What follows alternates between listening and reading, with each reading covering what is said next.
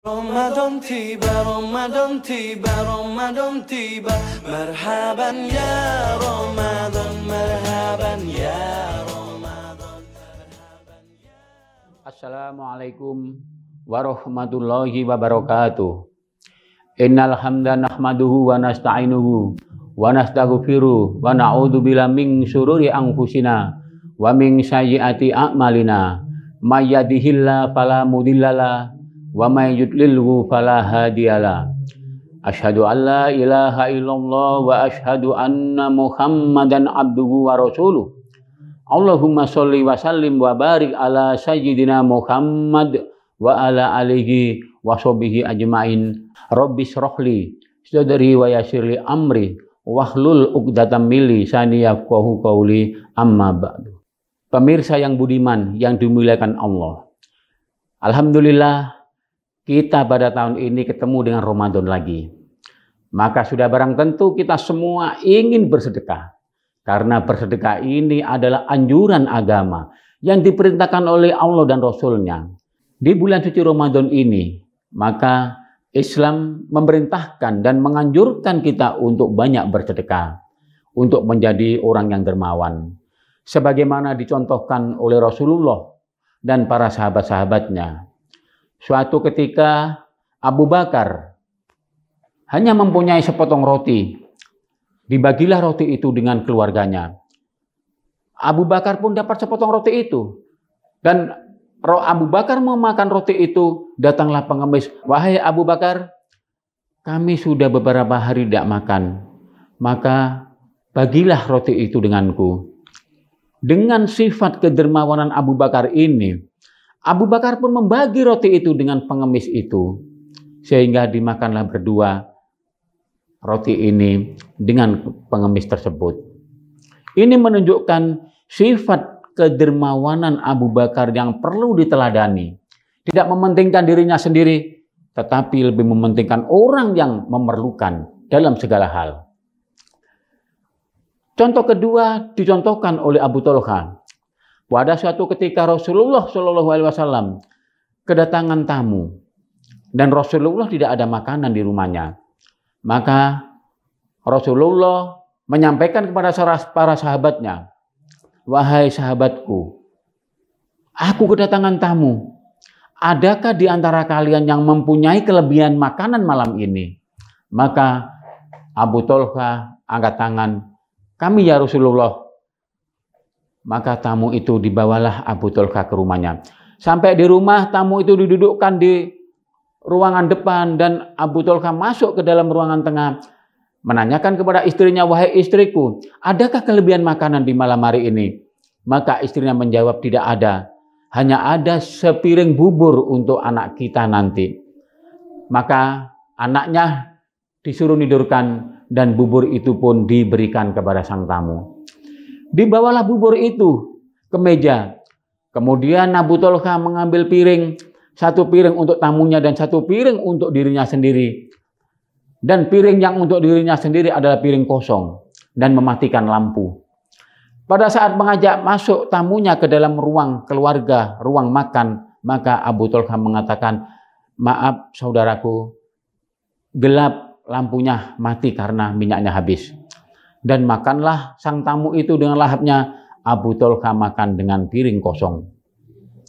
Setelah kejadian ini disampaikan oleh Rasulullah, ya Rasulullah, tamu kemarin sudah saya ajak ke rumah dan alhamdulillah dia sudah bisa menikmati hidangan dari kami. Tetapi kami menemaninya tamu itu dengan piring kosong karena tidak ada makanan kecuali sepiring bubur untuk tamu tersebut. Maka Rasulullah menjawab, wahai Abu Thalha, engkaulah termasuk orang-orang calon penghuni surga. Demikianlah anjuran Rasulullah untuk kita semuanya mempunyai rasa dermawan, mempunyai sifat dermawan, mempunyai hati yang empati kepada orang yang membutuhkan. Karena harta kita supaya tidak menjauhkan kita dari Allah. Harta kita harus menjadi pendorong semangat kita dalam beribadah, dalam bersilaturahmi, dan dalam berinfak dan bersedekah.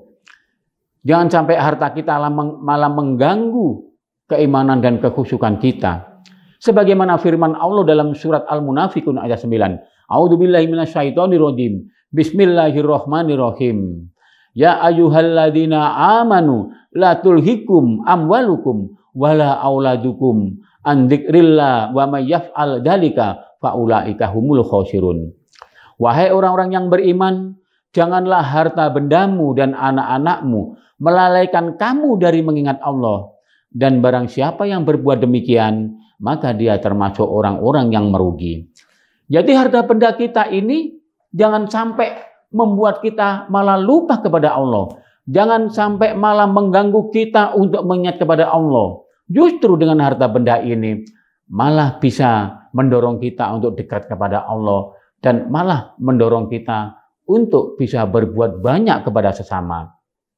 Termasuk anak-anak kita. Jangan sampai kita dengan kesibukan anak-anak kita maka bisa mengganggu dalam mengingat Allah. Ini adalah perintah Allah yang harus kita pedomani. Karena apa para pemirsa? Sedekah ini sangat bermanfaat sekali. Maka sedekah ini ada sangat pengaruh kepada kehidupan kita baik di dunia maupun di akhirat. Termasuk di dalam kuburan. Mayit nanti akan menyesali di dalam kuburnya.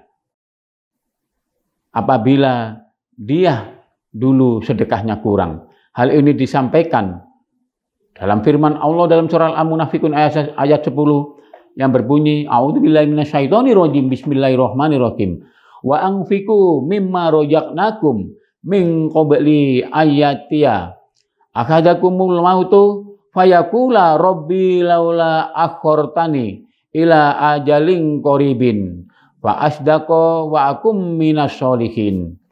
Maka Allah berfirman, dan infakkanlah sebagian dari apa yang telah kami berikan kepadamu sebelum kematian datang kepada salah seorang di antara kamu. Lalu dia berkata, mayit menyesali, ya Tuhanku, sekiranya engkau berkenan menunda kematianku sedikit waktu lagi, maka aku dapat bersedekah dan aku akan termasuk orang-orang yang soleh. Artinya apa? Seandainya sang mayit ini diberi kesempatan hidup lagi di dunia, yang dilakukan adalah untuk bersedekah, bukan untuk umroh, bukan untuk haji, bukan untuk kegiatan yang lainnya, tetapi bersedekah dan bersedekah. Maka sebelum terlambat, kita masih ada waktu untuk selalu gemar sedekah, selalu gemar sedekah, selalu gemar silaturahim, dan membentuk pribadi kita menjadi orang-orang yang dermawan. Mudah-mudahan kultum ini bermanfaat untuk kita semua. Terima kasih atas perhatiannya. Mohon maaf kalau ada kesalahan dan kekurangan. Wabillahi taufik wal hidayah, waridho wal inayah. Wassalamualaikum warahmatullahi wabarakatuh.